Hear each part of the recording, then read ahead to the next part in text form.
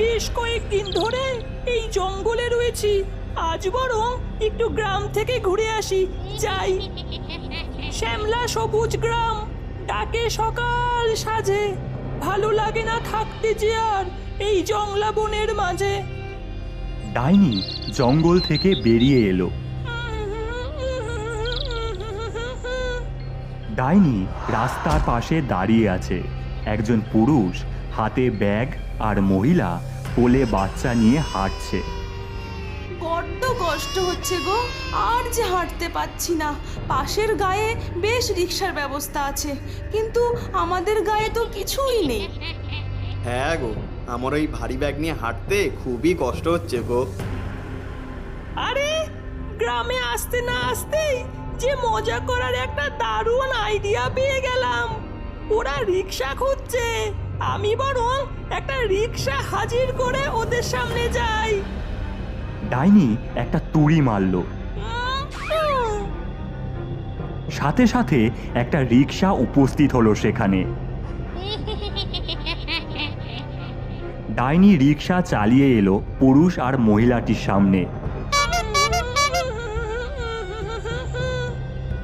কি গো, যাবে নাকি রিক্সায়? ভাড়াও চাই না যে গো, দিও কিছু, যা মন চায়। তুমি বুঝি আমাদের গায়ে নতুন এসেছো? আগে তো কখনো রিক্সা চালাতে তোমাকে দেখিনি। বেশি কথায় কাজ কি? যাবে তো উঠো দেখি। ঠিক আছে, নিয়ে চলো তবে। সকলে রিক্সায় উঠল। ডাইনির রিক্সা চলতে লাগলো।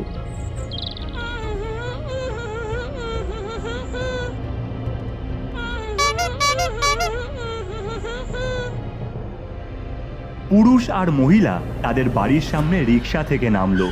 পুরুষটি ব্যাগ থেকে একটা লাউ বের করলো। ভাড়া তো তুমি চাওনি, নাও এই লাউটা নিয়ে যাও, রেঁধে খেয়েও। আচ্ছা তাই দাও। ভাড়ার বদলে পেলাম ফাও, সবুজ কচি একটা লাউ।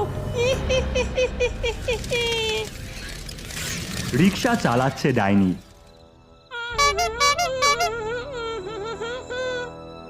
সন্ধে হয়ে এসেছে। রাস্তা দিয়ে গোপাল গৌরী হাঁটছে। রিক্সা চালালাম ঠিকই, কিন্তু তেমন মজা হলো না। এবার থেকে যে আমার রিক্সায় উঠবে তাকে ঘোল খাইয়ে ছাড়বো, দারুণ মজা হবে। খেলা দেখে ফিরতে ফিরতে অনেক দেরি হয়ে গেল রে গৌরী। অন্ধকার নেমে গেছে, একটু পরেই যে রাস্তা